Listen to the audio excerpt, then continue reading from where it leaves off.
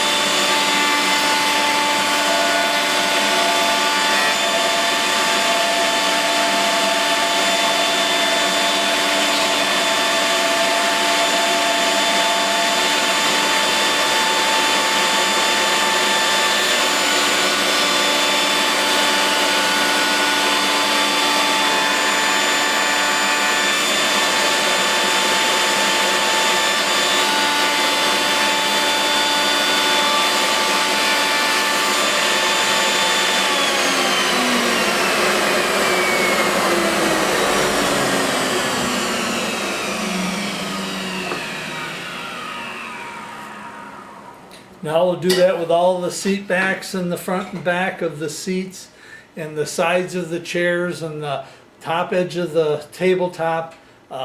Anything that could possibly injure a kid, we're going to round over. After rounding off the edges, there's some imperfections in this plywood, and because I'm going to paint it, I want to make sure this is nice and smooth. So before I sand it down, I'm just going to take some spackling. And this spackling goes on pink, and then when it dries it turns white. And I'm just going to cover the edges with spackling. And then when it's all done, when it dries, turns white, then I'll just sand it down smooth and will have a nice smooth edge on the plywood. And then when I paint it, it'll look real nice instead of being able to see the plies in the plywood or anything like that. Well, progress is coming along on this build. Right now, I have the pattern attached to the seat blank that's already been cut out. The edges still have to be rounded over. But before I do that, I want to mark the locations of the dowels and where the bolts are going to come through to hold the chair together. So I've got those holes drilled through the pattern. And what I'll do, in the holes that are 3/8, I'll take a 3/8 inch brad point drill and just hit it with a mallet. And the point of that will leave a point where I need to drill my holes on my piece of wood. Where the 1/4 inch holes are, I'll take a 1/4 inch bit and mark the holes.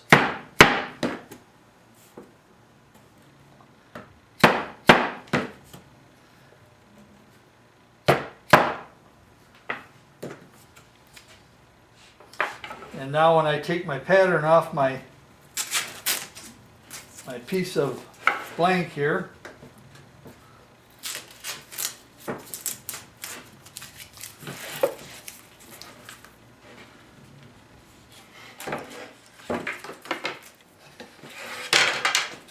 you can see where the tip of the brad point bit has made marks that I can later use to drill the holes for the dowels and the bolts that hold the chair together. The parts for the chair require that I drill 3 3/8 holes in the end of the seat stretcher, the back of the seat, and the seat itself. I do that with my doweling jig. There's going to be 3 holes. The 2 outer holes get a 3/8 dowel. The center one gets a threaded insert.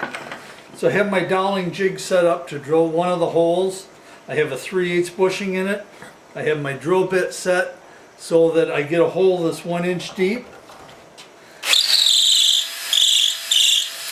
And that's all there is to drilling that hole.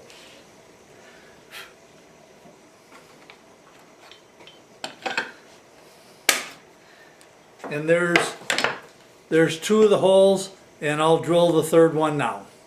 And I'll be back. Well, we've drilled the holes in the seat and the back and the stretcher. Now it's time to drill the holes in the sides of the seat. I have my Milescraft doweling jig. I have my drill bit set to drill a hole a 1/2 inch deep. I have marks where I need my holes, and all I do is line up the point of my brad point bit with the hole, with the mark that I made with a scratch awl, and drill my hole.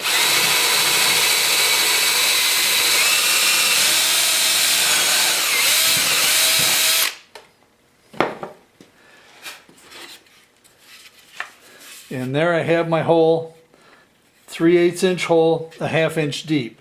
Now I'll go ahead and drill the rest of them in this half, and then I'll bring up the other side of the chair and drill the holes in it. I guess it's time to do some catch up or some progress reporting on my project. I have both chairs temporarily assembled. I still have to take them apart, give them a final sanding, and paint them. I'm going to paint them while they're apart because the back, the seat, and the stretcher are going to be a different color from the sides. So those are done.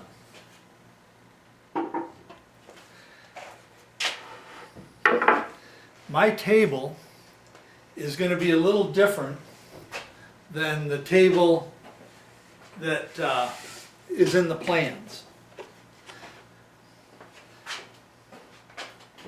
I have the legs to the tables all done. I still have to do a final sanding on those. I have to drill the holes where they attach to the aprons of the table. And then they'll be ready to paint. The thing that's going to make my table different from the plans is in the plans the top is removable. Because of where mine is going, it's going into a library. And there's little kids that are going to be sitting at it, of course.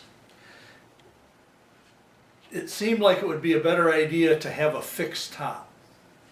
So what I did is I made the aprons, and I have made, see if I can get a good picture of it here. I have put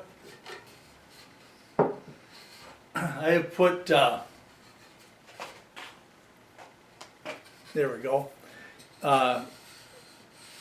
holes here from my Craig jig, pocket holes, so that I can screw this assembly down to the tabletop. And it'll be permanently attached to that. I'm still going to make the legs so that they're removable in case they ever want to take it apart, but I'm not going to have the bottom panel in the aprons. It's just going to be open. So that's my progress so far. My next step is to give everything a final sanding and start putting on some paint. I know I've been a little lax in following this build, and the reason for that is I just wanted to give a general overview on how I made this project. I didn't want to go really in depth because I didn't want the video to be that long. So after I get things painted and I start assembling some more, I'll show you the progress then.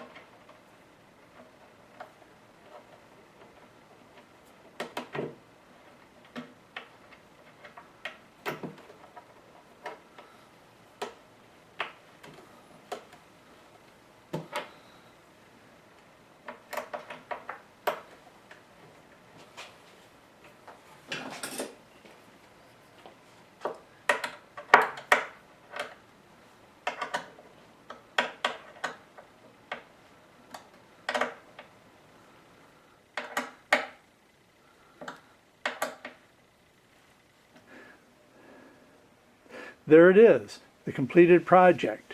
The next shot will be of the table and chairs in their final place, which is at the library. This is where the table's going. It's going in the library here at St. Robert Catholic School. And there it is in its final resting place. It's going to be a puzzle table. Well, that was a great project. It did take longer than I expected. If you're curious what kind of finish I put on it, it was bare latex enamel that I got at Home Depot. On top of that, I put a couple coats of spray lacquer. The reason I put the lacquer on it, it gives a little harder finish and it holds up a little better, and it takes away that waxy, plasticky feel that you get with latex enamel. I'd like to thank Mark and Nicole over at the Wood Whisperer for sponsoring and setting up this thing through Woodworkers Fighting Cancer. They do a lot of work to get this project going. And I hope that this year a lot of money gets donated and raised for Woodworkers Fighting Cancer. I'd appreciate it if you subscribe to my channel. If you'd like, you can leave a comment. Leave me a thumbs up. I'd appreciate that. If you'd like, you can share this with other people. And you can contact me if you'd like right here at paulsmessyworkshop@gmail.com. Thanks for following this build and for watching my video.